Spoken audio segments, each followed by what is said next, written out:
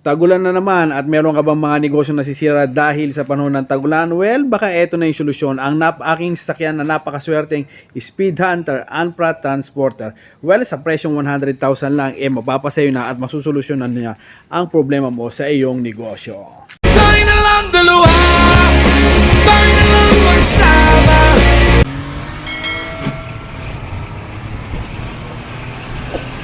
And what is up guys? Good morning, good afternoon, good evening. Anong oras nyo ako napapanood? Isang mapagpalang araw sa ating lahat. Eto na, ibibenta na natin ngayon. Nakapag-decide na ako, nakapag-decide na tayo na ibibenta na natin ang ating napakaganda, napakaswerte. Actually, isa ito sa mga tumulong sa akin para masenso. Kaya lang, kailangan na nating ibenta kasi nga, ayan, naka-stock na lang siya. So, ito ang 1996 Anpra Transporter.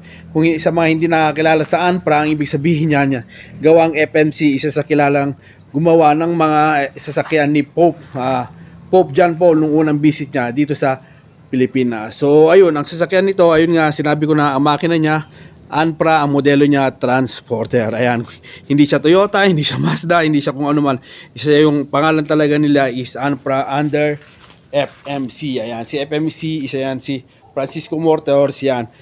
Isa sa yan sa mga gumagawa ng mga saraw dati. So ayun, i-review na natin tong sasakyan na ito. Ang presyo nito, napakamura, 100k lang. Isa to sana sinabi ko napakaswerte ng sasakyan dahil nga isa ito sa tumulong para umangat ang ating buhay. So ayun, 100,000 lang siya. Gasoline engine, manual transmission. Ang seater niya is pituhan, so bali 16 seater siya. 14 dun sa likod, tapos dalawa dito sa harap. So ayun, hindi na natin patatagalin. So tignan natin, i-review natin. Unang-una sa lahat, ayan, bagong-bago lang yung mga gulong niya. Production date niya is 2020. Ayan, so 2 years pa lang sa akin to sa sakyan na ito. Inalagaan natin ang maayos to. Ginawa natin lahat ng mga issue nito. Lahat ng mga sira niya sa sa makina, inaayos natin. So ibig sabihin in good condition. Kahit magbiyahe tayo ng Baguio, doon tayo magbayaran. Pagka tumirik, isusoli ko yung bayad nyo. Ayan. So yun, ayun yung mga picture niya. Ayan yung gulong, makapal. Tapos pinalagyan natin ng top load. Ayan, register G niya, nakarehistro na. Nakarehistro yung top load niya. So walang problema sa huli. So pagka marami talagang sobrang dami na yung mga bagahe, pwedeng ilagay dyan sa taas. So tara, pasukin naman natin dito sa loob. Let's go. Ayan, dito sa loob niya. Ayan, ano sa inyo, yung wala nga palang aircon to, pero all working. Ayan. Ang tinakbo niya is 108,952 kilometers. Ayan pala yung tinakbo niya. So, sa edad na 1996, so, sa modelong 1996, wala ka na masasabi doon. Sobrang low mileage na yan. Dashboard niya, ayan, maayos pa naman. May mga stickers siya, may decals na pang off-road. Ayan, so maayos na maayos. Siyempre, free na yan. Meron pa siya, naka-dashcam pa siya. Ayan, so maayos. Yung mga ceiling niya, maayos. Yung likod, ayan, so ayan, yung sinasabi ko na pito-pito, so bali 14 seaters. Yung mga upuan, maayos pa naman. Save lang din dito, maayos lang din. So tignan naman natin sa likod para makita nyo rin yung likod niya. Ayan. So ito yung paikot niya. All goods, although yan, dahil nga normal na sa mga second hand, ayan, may konting pero sobrang kapal nito. Bakal talaga yan. Ayan yung mga konting issue niya. Pero tolerable naman dahil nga maayos. Ayan, pare-parehas yan. Ito, alam ko talaga yung history ng sasakyan na ito.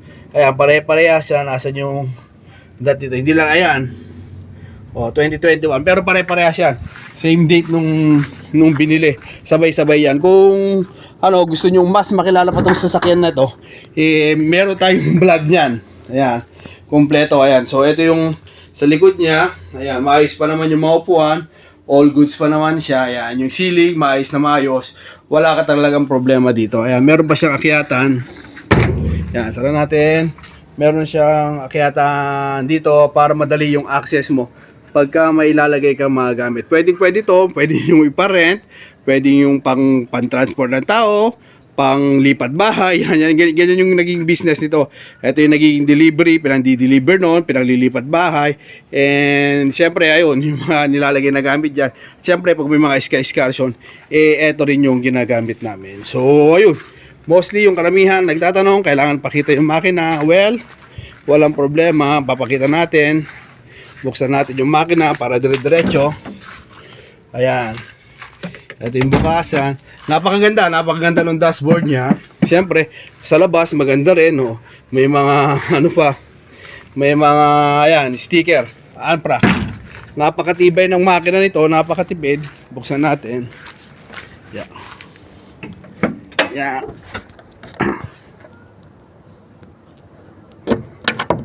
So, ayan yung makina niya. Carb type na, ayan, ito yung sinasabi ko, makikita nyo, wala talagang tatak yan, walang tatak na Toyota, walang tatak mostly pinagkakamalan tong Mazda, pero hindi talaga siya Mazda. Gawa talaga siya ng Anpra. May sarili siyang makina, Anpra. Tapos, ayan yung carburetor, ayan. 5-speed to, 5-speed manual, ayan. So, ayun. Napakaganda, napakaayos, maayos tong makina nito. Wala kang masasabi nito dahil nga tested ko to. From Ilocos, ang biyahe nito nung nakaraan, nag-Ilocos kami, then umuwi from here to Ilocos to Tarlac to Ilocos, tapos Tarlac to Batangas na naman. So ayun, wala naman naging problema, all goods na goods yan. So ayun, so hanggang ngayon naman, nanonood ka, baka naman pwede ka mag-comment kung taga saan ka. Nang sa ganoon naman, malaman ko kung hanggang saan nakarating ang ating video ito. At syempre, baka pwede mo na rin i-share para naman malaman at mabenta natin agad ang ating sasakyan na ito. So muli, hanggang dito na lang tayo mga Pep Talk. Ito ang yung likod, 8GB Pep Talk na nagpapaalala na pagbibili ng sasakyan, mas mainam na kumuha tayo ng mekaniko para naman sa ganoon, mawala yung agam-agam natin sa ating sarili. So ayun, God bless everyone. Mabuhay ka hanggang gusto nyo. Ang presyo nito, napakamura, 100k lang, mauwi mo na to. Pwede ngayon dahil nga tagulan, yan. Pwedeng gawin pang negosyo, pang arkila, pang business, kung ano man, pwede ito pang lipat bahay. Okay na okay to. Maganda to sa mga malalaking pamilya. Ayan. Sa murang halaga, 100k, magkakaroon ka na napaka-reliable na sasakyan. So, yun, dito na lang. Muli, God bless everyone. Mabuhay ka hanggang gusto mo. See you on my next vlog. Bye-bye. PM na para mapasayo na ang napakagandang Anpra Transporter na ito.